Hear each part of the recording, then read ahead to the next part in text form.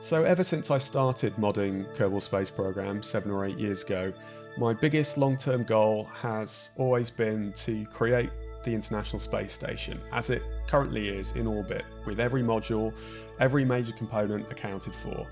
And with the final release of HabTech2, which is now available, that project is finally complete.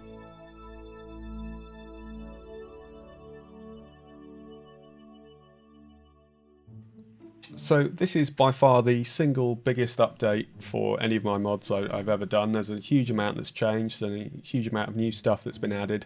So I thought I would just make a video going through all the new additions, all the changes, and also just talk about some of my plans for the future. So if we just grab one of the pressurized modules here, this is the Destiny laboratory on the International Space Station. There's some minor changes to these models, so I've updated the handrail model and the textures on here to just look a bit more pleasing and closer to the real thing. And they also come in blue, and all of these pressurized modules now also have a white painted variant as well as a metal variant. And I've improved some of the details on them as well, just to get a more consistent look overall. And that's true of all of these modules. So we've got the Unity module, the Harmony module, and they all come in white and have improved textures. So the big focus of this update has been revamping the integrated truss structure, which is the structural backbone of the US side of the International Space Station, and it's what the solar arrays are mounted on, as well as a bunch of scientific experiment parts. So all the existing parts have been completely remodeled and retextured. So for instance, we have the S0 truss here, which is the middle truss section, which attaches to the top of Destiny. And here is S1. These connect on either side. There's S1 and P1, and these are the parts that the thermal control system radiators attach to, which you can see here. And these have also got a complete revamp. They work in the same way, so each of these radiator panels is individually deployable, and then you can toggle sun tracking for the entire radiator assembly. We also have this kind of skeletal truss structure, which is the P3S3 truss, which attaches on the end here. You can see that's got a lot more detail in it than the old one, lots of pipes and internal truss structure and bracing, points for grapple fixtures. And on all of these truss parts, there are a lot of nodes for mounting whatever you want, really. And then, of course, I've also revamped the solar arrays themselves. So we have the individual solar array, which deploys like that. And it's also compatible with Shady and Textures Unlimited, which gives it a translucent shader, so you'll get the light of the sun shining through when they're backlit, which looks quite nice. The same is true for the dual tracking solar arrays. So this is the P3 S3 solar array, which has two solar arrays integrated into it, as well as a thermal control system radiator like that. And we can also switch it to have this kind of extended truss on the top for connecting the next set of solar arrays, which are the S6 or P6, depending on which side of the space station you're on, solar arrays. So this is the S6 solar array, which just has this slightly longer truss section. And again, just like before, these whole assemblies can be set to track the sun by unlocking the secondary axis here. And the other new thing about these solar arrays is, if you've been keeping up with the development of the International Space Station lately, you'll know that these solar arrays, they're quite old and they're starting to lose their power efficiency. So what they've done is they've flown up and attached some additional solar arrays on top of them, which are called the iROSA International Space Station Rollout Solar Arrays. And what we can do is we can use B9 part switch to enable these on here, and you can do that in flight, not just in the VAB, and then we can extend them out. So there will be 6 of these on the International Space Station. There's currently 4 of them. So that's a really nice addition, I think, and it keeps it up to date with how the International Space Station looks right now. And those iRosa solar arrays also come in a standalone form if you want to use them for other vessels. The other part of the integrated truss structure that has been revamped is the Z1 truss, which attaches to the top of the Unity module. And this is basically the control station for the International Space Station. So it has these 4 control moment gyroscopes on the back, which are used for maintaining orientation. It has a couple of places for docking ports on it. And it has this fold down cable tray at the front, which then connects onto Destiny when Destiny got attached. And this has had a complete revamp. This part's got lots of detail, and it also is where the askant antennas are attached. And these parts have also been added, so you can see there's some nodes on the top here. This is actually a deployable boom, so that's the way it should be oriented, and it uses breaking ground robotics. Folds up like that and then unfolds in flight, and then there is a pointing gimbal to go on the top, which is also a robotics part, and this is EVA attachable just like it was in real life, so your little Kerbals can get out and stick this on top of the module once it's been deployed. And then your askant antenna dish attaches on the top. And as well as this swing boom, there's also a fixed boom version which was added later on. This attaches here. They had a structural spare of this antenna that was a backup that they had on the space station, and they decided to send a boom up so they could have the two versions, so they could have the 2 dishes operating side by side. So all of that has been added. The other revamped part is the pressurized mating adapter part, which has had a complete refresh again, and has lots more cables, lots more detailing in it, and just like the rest of the pressurized modules, has a white variant, and you can switch the color of the handrails.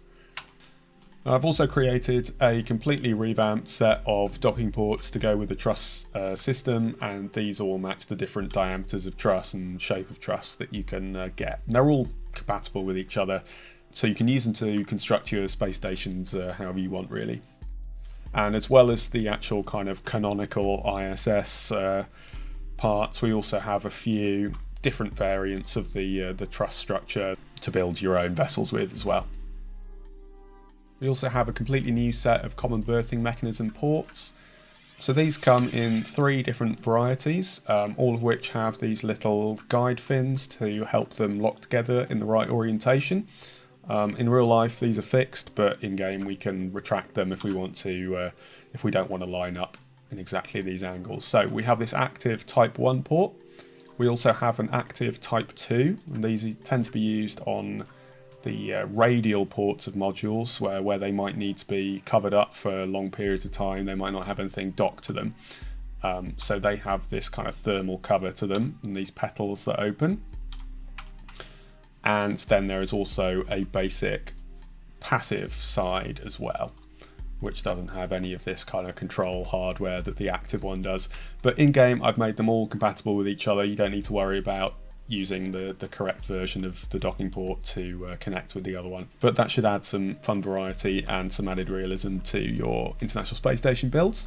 The Japanese experiment module has also had quite a lot of work done to it, so I've adjusted this model for the exposed facility slightly, and we've also now got a whole bunch of little experiment packages that you can deploy on the outside. So these are all based on real experiments that are up there. We have this little antenna, which is a space to ground antenna. We have this kind of sensor boom, which is, as I understand it, is a space environment sensor, and that deploys like that. We have another experiment package with a little deployable boom antenna.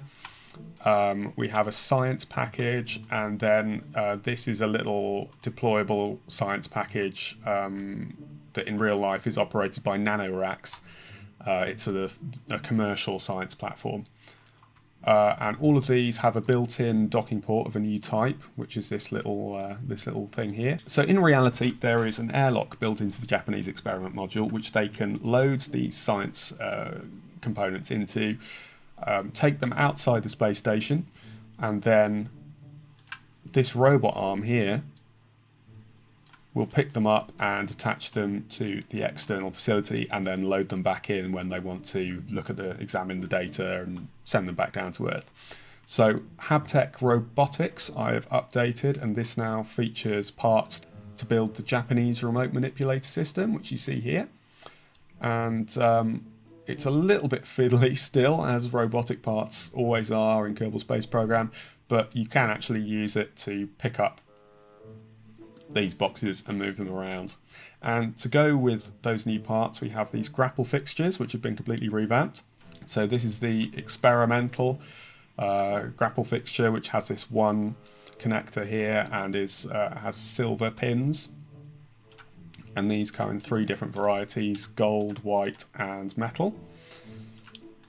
Then we have the standard flight releasable grapple fixture, which dates back to the space shuttle era, and again has the same variants on it. And then finally we have the power data grapple fixture, and these are used by the Canadarm2 as a base. So they have these 4 connector pins here, which the Canadarm locks onto, and it allows it to do what they call inchworming across the station. So it's a reversible robot arm. It can operate from its base or from its end. So these are the new Canadarm2 parts. You can see we've got this kind of modular boom that gets repeated, and then it's just one new type of servo, which is a rotational servo that gets duplicated and gives you all of your different degrees of rotation. So then we have a new end effector part here for Canadarm2. This is just a docking port, and it also has Neptune camera integration, so you can use a little preview window to line up your docking with the arm. The other part of the robotic servicing system we have is the mobile base system. So we have this, which is the mobile transporter, and then the mobile base system itself, which sits on top of it.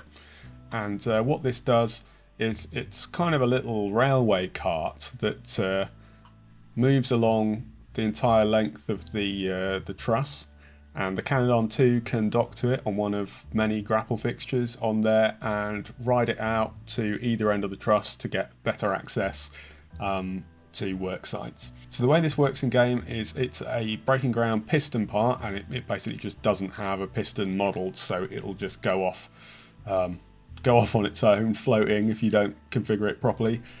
So you have this extension range here. It can go up to 100 meters in either direction, and you can just limit it to whatever the length of the truss you build. So for a normal International Space Station, it seems to be about 14.5 meters each way. And as well as that, it is also a CAL controller, which means you can use it to program an animation into there and use that to control your robotics joints if you want to. There still isn't a fantastic way of using robot arms in Kerbal Space Program, unfortunately. The best system would be an inverse kinematics controller, so it's sort of more of a decorative piece than anything else, but the ISS doesn't look complete without it. So we've also got a bunch of kind of small detail parts that are ISS specific. So this is a little UHF boom antenna, which comes in 2 different orientations. We've also got a small fixed antenna and a slightly larger S-band antenna. We have this, which is called a floating potential measurement unit, and they have this because the ISS is a huge metallic object in space, and it will build up charge across it. So this is used to measure the electric charge across the structure. And then finally we've got an external camera and lighting assembly. This has a very bright light on it. It's not actually this bright in flight. It just looks really bright in the editor for some reason. You can recolor that as you can with the normal lights and rotate it and pitch it. And it also has Neptune camera built into the little camera part here. And to connect the truss to the pressurized section of the ISS, we have this heavy duty strut, which is styled after some you can see on the ISS. There's also an ISS style battery based on the ones again that you can see on the truss and near the solar arrays. We have a multi-purpose tank assembly based on the ammonia tanks, which feed the radiators. These have B9 tank types, so you can set them up to hold various resources. And there are a couple of external structural platforms as well for mounting spares and experiments on. So This is the ESP, the external stowage platform, which is basically just a big metal grid, lots of nodes on it for attaching to, or you can surface attach to it. And then the Express Logistics Carrier, which again has lots of mounting points for various hardware. We also have the largest external experiment on the International Space Station, which is the Alpha Magnetic Spectrometer, which is this. And that's a charged particle experiment looking for cosmic rays, I believe. And as well as that, we have a few parts based on Space Station Freedom, which is what the International Space Station was before Russia got added and the other international partners. For those who don't know, basically when Russia got involved, the modules they provided provides the attitude control and the kind of thruster capability for the space station. So before that, they were going to have these large propulsion modules which were going to be flown up by the space shuttle. They've got lots of thrusters on them, lots of fuel tanks, and they would have provided the reboost and the attitude control capability for Space Station Freedom. These come in a couple of different variants, and also there's a version without any thrusters as well, like that, just for storing some fuel on, and these use monopropellant. Also on the subject of Space Station Freedom, we have this spherical node module. Some of the early Space Station Freedom concepts have this as a way in place of the kind of Unity type node for connecting the various modules together, and this has quite a few variants to it. So it comes in 1.25 meter and 0.9375 meter connections, so that's size for a common berthing mechanism or APAS NASA docking system type. And this also comes in white. And it also comes in a thermal blanket variant, which doubles quite nicely for the Prochal node module on the Russian side, which just got added. We also have a couple of the newest arrivals on the International Space Station. So one of these is the Bishop airlock, which is operated by nanoracks. It's a way of deploying CubeSats out of the International Space Station. We don't have that functionality in the game, so it's just an inventory storage container. But that's a really nice little part there. And then also we have Beam, the Bigelow Expandable Activity module. And this is a soft module, which is expanded like that. And it was a demonstration of the technology of expandable modules. They're very keen to make it clear that it wasn't an inflatable module. It's a collapsible, expandable module. So that covers all the new parts that have been added. We also have some craft files included. So this craft file is just the US orbital segment of the International Space Station as it is in 2023, or will be soon, once they add the last couple of these iROSA panels. And if you have Tantaris, which contains all of the Russian modules and Russian spacecraft, there are also craft files compatible with that, which include the Russian orbital section as well. So this is the 2023 variant, which has the new Norka module and Prochal on the bottom. And we have these semi-deployed solar panels on Zarya, which were added recently. We also have a 2011 variant of the International Space Station, which is how it looked in 2011 when the Space Shuttle was retired. So this was before the Beam module and the Bishop airlock. A couple of things are in different places. The logistics module is on the bottom here, got moved to this front port. This PMA got moved to the top, and the new NASA docking system adapters got attached. We also still had both of the Russian docking compartments here before this one was removed and replaced with Norka. And then we have a 2003 variant of the International Space Station, which is how it looked for a little while when the Space Shuttle was grounded after the Columbia disaster.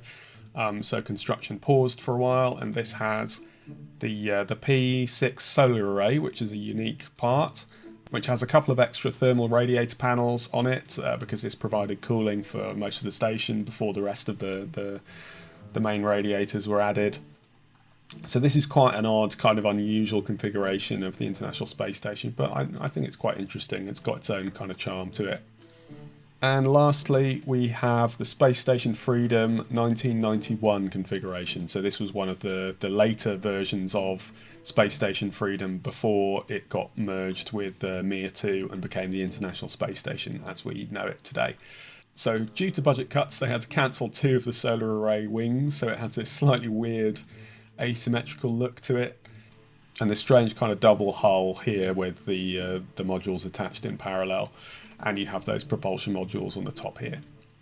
So the other big change we have is that all of the parts now have IVAs, which they never did before. They're just quite basic interior models, but it helps to make the parts feel a little bit more real, just knowing they've got an interior to them. And if you use free IVA, you can actually get up and float around, have a look out the windows, which is quite a lot of fun, and even fly between different modules.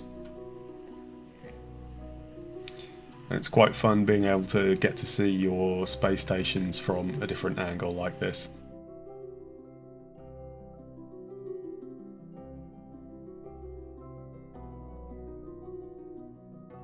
So I've really enjoyed working on this mod and all my mods for Kerbal Space Program 1. I've really loved getting your feedback over the years from people who've downloaded it and played with it and shown me the crafts they've built and the missions they've flown.